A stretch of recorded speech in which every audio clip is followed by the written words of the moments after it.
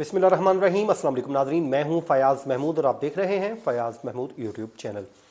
नाज़रीन, बिलाखिर वो घड़ियां आ गईं जिसका मुझे और आप सबको इंतज़ार था। यानी कि आपको एक ही बात का इंतज़ार था कि न जाने कब फैसला आएगा और उसके बाद अदालत का तय होगा कि कौन सी अदालत मुल्ज़िम ज़हीर और दीगर मुल्ज़िमान का ट्रायल करेगी। तो बिलाखिर 3 दिन की ताख़ीर ज़रूर हुई, लेकिन वो कहते हैं ना कि सब्र का फल मीठा होता है। तो बिलाखिर वही हुआ, फैसला आ गया और फैसला जो आया है मेहदी अली काज़मी के हक में आया है। आप एक चीज़ नोट कीजिए, मुसलसल जब से ये केस चल रहा है एक एक फैसला जो है अभी तक वो मेहदी अली काज़मी साहब के हक में जा रहा है और वो मुसलसल वो केसेस जीत रहे हैं। क्योंकि इससे आप अंदाज़ा लगा लीजिए कि केस किसका मजबूत है और किसका केस कमज़ोर है। इस टाइम जो एंड है वो जो वीक एंड है वो किसका है वो आप सबको पता चल चुका है। क्योंकि उसकी वजह यह है कि केस मुसलसल अब मेहदी अली काज़मी साहब जीत रहे हैं और अब क्या जीत गए वो मैं आज आपको बता देता हूं इस व्लॉग में। आपको याद होगा एक दरखास्त दायर की गई थी जिस दरखास्त में मौक़िफ़ लिया गया था कि इलियास मेमन साहब को इस केस से अलग कर दिया जाए। जज साहब है, उनके ऊपर इल्ज़ामात लगाए गए मुख्तलिफ़ किस्म के।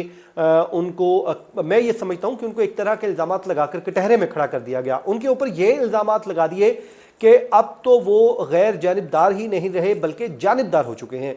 वो जानिबदारी कैसे कही गई? वो ये कही गई कि जनाब हमारा एसोसिएट लॉयर आया था, उसको कोर्ट रूम में बैठने की इजाज़त नहीं दी गई, हमने अटेस्टेड कॉपीज़ मांगी थी वो हमें नहीं मिली या ताख़ीर से मिली। ये वो इल्ज़ामात थे जिनकी बुनियाद पर यह कहा गया कि जी आप इस केस से अलग हो जाइए। और उसके बाद इस केस पे आर्गूमेंट्स हुए और इसमें जबरान नासिर साहब पेश हुए, उन्होंने मेहदी अली काज़मी की तरफ से आर्गूमेंट्स किए, जबकि GM फारूकी साहब ने मुल्ज़िमान की साइड पे आर्गूमेंट्स दिए, जिसमें उन्होंने ये कहा कि जी आप इस केस में इस जज साहब को क्योंकि अलग कर दिया जाए, वैसे भी जेंडर बेस्ड वायलेंस का ये मामला है वो ये सुन नहीं सकते। और दीगर जो उन्होंने आर्गूमेंट्स किए थे उनके जवाब में जो जबरान नासिर ने आर्गूमेंट्स किए उन आर्गूमेंट्स को अदालत ने तस्लीम कर लिया, जिसके बाद आज अदालत ने फैसला सुनाया और मुल्ज़िमान की दरख्वास्त को डिसमिस कर दिया है। अब वो दरख्वास्त क्योंकि डिसमिस हो गई है तो अब इस पर वही जज साहब इस केस का ट्रायल करेंगे। ट्रायल करने के बाद इस पे वो हतमी फैसला करेंगे। अब मसला ये है, ट्रायल से पहले चार्ज फ्रेम होना ज़रूरी है। अब देखना ये होगा कि आया कि मुल्ज़िमान अपनी इस फैसले को ऊपरले जो फोरम है नेक्स्ट फोरम जो है उस पर लेके जाते हैं या नहीं, इसको चैलेंज करते हैं या नहीं, ये अब उन्होंने तय करना है। लेकिन मुझे ये लगता है कि वो इसको चैलेंज करेंगे क्योंकि ट्रायल शुरू होने से पहले का जो मरहला है वो चार्ज फ्रेम का है। अब वो चाहेंगे कभी नहीं कि चार्ज फ्रेम करवाया जाए, क्योंकि चार्ज फ्रेम हो जाता है तो जनाब उसके बाद तो ट्रायल शुरू हो जाएगा। इसमें जो विटनेस हैं उनकी स्टेटमेंट रिकॉर्ड होना शुरू हो जाएगी। जब रिकॉर्ड होंगी स्टेटमेंट्स तो फिर जाहिर है अदालत इस पर फैसला भी करेगी। अब मुल्ज़िमान को मुश्किलात ही मुश्किलात है। उसकी वजह क्या है? इस वक्त ज़हरा काज़मी वो अपने घर में है, वो अपने पेरेंट्स के साथ है, अपनी बहनों के साथ ज़िंदगी गुजार रही है, वो खुश व खुरम वहाँ पर बैठी हुई है। तो इसी तरह मुल्ज़िमान को खदशा है कि किसी ना किसी स्टेज पे देखें, इस टाइम ज़हरा काज़मी जो इस केस की वो स्टार विटनेस है, वो लेट्स सपोज आती है और वो आके खड़ी हो जाती है और वो आकर स्टेटमेंट दे देती है कि जनाब मुझे तो किडनैप किया गया था, मुझे अगवा किया गया था और उसके बाद ये सब कुछ मेरे सामने हुआ है। और जैसे ही मुझे मौका मिला, और पहले मुझसे ज़ोर ज़बरदस्ती स्टेटमेंट दिलवाई गई, जैसे ही मुझे मौका मिला, मुझे फ्री इन्वायरमेंट मिला तो मैंने तो अपने पेरेंट्स के साथ जाने की हामी भर ली। अगर ये बात वो कह देती है तो यकीन मानिए मुल्ज़िमान को दिन में तारे नजर आ जाएंगे, क्योंकि इस हवाले से जो हमारे लॉज हैं वो बहुत सख्त है। क्योंकि मेहदी अली काज़मी पीछे हटने को तैयार नहीं है। वो मुसलसल कह रहे हैं, ऐलान कह रहे हैं कि जी मैं पीछे नहीं हटूंगा, मैं पीछे नहीं हटूंगा, बल्कि एक फेज वो कहते हैं कंप्लीट हुआ है, अगले फेज की तो वो तैयारी कर रहे हैं। तो जनाब ये मामला यहीं पर रुकने वाला नहीं लग रहा। अब इस फैसले के बाद जाहिर है ट्रायल का बाकायदा आगाज होना है, लेकिन उससे पहले जो नूर बीबी हैं उनकी जमानत ने भी तय होना है। वो तय होने से उस पर क्या होना है वो मैं आपको बताने से पहले मैं आपको एक वाकया सुना देता हूं। इस माँ को जब मैं देखता हूं यूं अदालतों कचहरियों में धक्के खाते हुए तो मुझे तकलीफ होती है कि वो माँ है, किसी की माँ है। जाहिर है माएँ तो साझी होती हैं, तो इस हवाले से मैं बात करना ज़रूर समझूंगा कि पेरेंट्स कहाँ पर गलती करते हैं। मैं एक बच्चे को जानता हूँ, वो छोटा था, शरारती था, उसमें आदत अच्छी नहीं पाई जाती थी, तो वो कभी मोहल्ले में कोई ना कोई काम दिखा देता था। अब होना तो ये चाहिए था कि उसके पेरेंट्स आगे बढ़ते और उसका हाथ रोकते, اس کو اس بری عادات سے روکتے، لیکن ہوتا یہ تھا کہ پیرنٹس جو ہے اس بچے کی سائڈ پہ کھڑے ہو جاتے تھے اور بچے کو سپورٹ کرنا شروع کر دیتے تھے، نہیں ہمارا بچہ تو غلط ہے ہی نہیں، بلکہ جن کے ساتھ کو وہ زیادتی کر کے آتا تھا انہی کے ساتھ وہ لڑ پڑتے تھے۔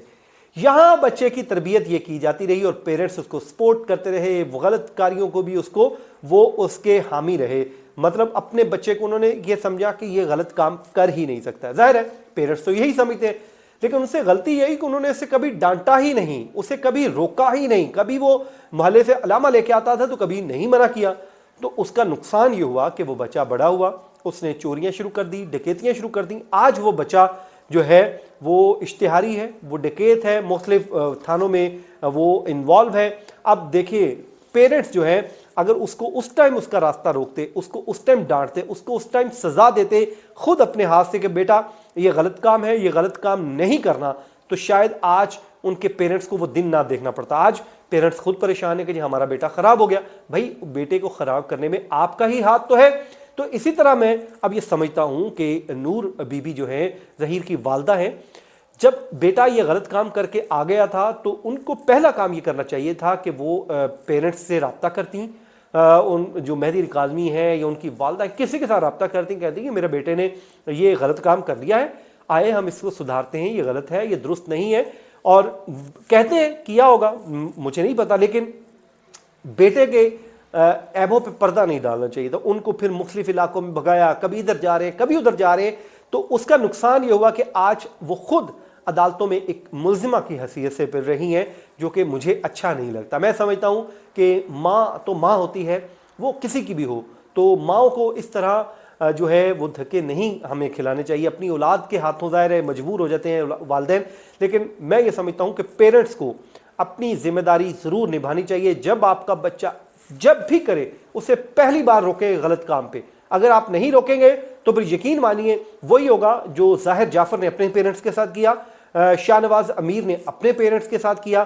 جب میں ان کے پیرنٹس کو ہتھ کڑیاں لگے ہوئے دیکھتا تھا تو میں کہتا تھا یار یہ اولاد بھی جو ہے نا، ایسے نہیں کہا گیا کہ فتنہ ہے، تو آپ نے اچھے طریقے سے اچھی تربیت کرنی ہوتی ہے، تو اولاد کو نعمت بنائیے اور اس کو فتنہ نہ بنائیے اپنے لیے۔